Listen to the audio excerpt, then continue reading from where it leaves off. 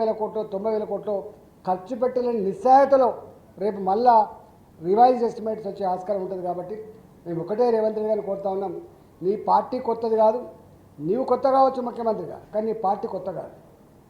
ఇట్లాంటి హామీలు ఇచ్చే ముందు మీరు ఆలోచించుకొని చేయాలి తప్ప ఇక అనాలోచితంగా హామీలు ఇచ్చి ఇవాళ ప్రభుత్వపరమైన భూములు మాత్రమే కాకుండా విశ్వవిద్యాలయాల భూములు కూడా అమ్మి ఇవాళ పిల్లలకి చదువు దూరం చేసేటువంటి పిచ్చి ప్రయత్నం చేయొద్దని చెప్పి మేము డిమాండ్ చేస్తాం. ఉమ్మడి ఆంధ్రప్రదేశ్లో కానీ తర్వాత రాష్ట్రం విడిపోయిన తర్వాత కానీ తెలంగాణలో అనేక ప్రభుత్వ భూముల్ని అభివృద్ధికి ఉపయోగించి వేరే సంస్థలకు ఇవ్వడం కానీ అనేక అభివృద్ధి కార్యక్రమాలకి ఉపయోగించినటువంటి అవకాశాలు ఉన్నాయి. అట్లాంటప్పుడు ఇప్పుడే ఎందుకు ఇంత పెద్ద వివాదం వస్తుంది? మొదటి నుంచి కూడా మీరు నా స్పీచెస్ ఉంటాయి.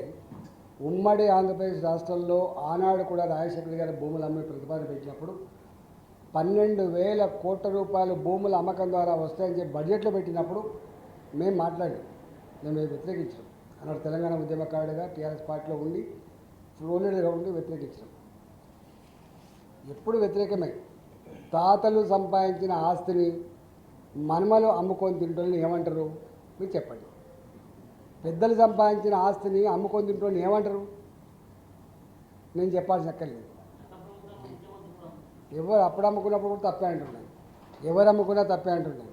ఎట్లా అమ్ముకుంటాను?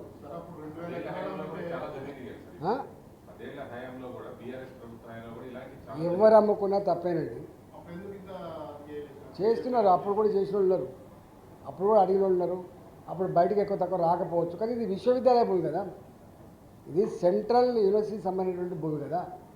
ఆడ పెద్ద 25-30 ఏళ్ళుగా 40 ఏళ్ళుగా అది ఎట్లొచ్చిందండి మీకు తెలుసు.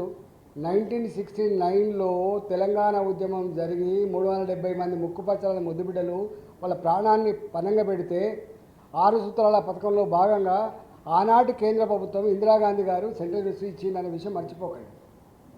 ఆ భూమి అలకడి చేసిన నాడు అక్కడ 1000 రూపాయలకు ఎకరం కూడా ఉండదు, గప్పుడు ఇచ్చిన భూమి అది. ఇవాళ వాళ్ళు కాపాడితే నువ్వు మొత్తం చెట్లన్నీ కూడా బుల్డోజ్ చేసి పడేసి పర్యావరణంతో కూడా ధ్వంసం చేసి పడేసి నేను అమ్ముకుంటా అంటే ఎట్లా అమ్ముకుంటామండి? ఏం ప్రయోజనం ఇస్తావు నువ్వు? భూములు అమ్ముకుంటూ తీసుకోడు, భూములు అమ్ముకుంటాడు, ఏం నిర్ణయం తీసుకుంటాడు చెప్తూనే ఉండే.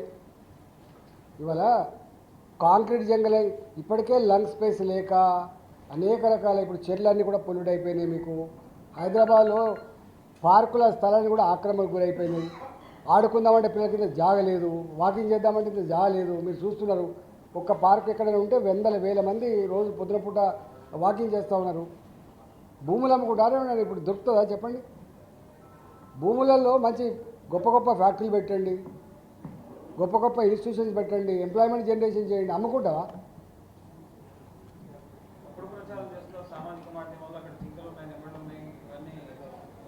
ఇప్పుడు మేము చెప్పడం కాదు, తెలిసి పోవచ్చు కదా, ఎవరు పంపచ్చు కదా. ఉన్నాయాలేమో చూడమని చెప్పి, జింకలు ఉన్నాయాలేమో చూడమని చెప్పండి, పక్షులు ఉన్నాయాలేమో చూడమని చెప్పండి, చెట్లు ఉన్నాయాలేమో చూడమని చెప్పండి, వాళ్ళు చెప్పమని చెప్పండి. ఫోటోలు మీరు తీసుకొని చూపిస్తున్నాం.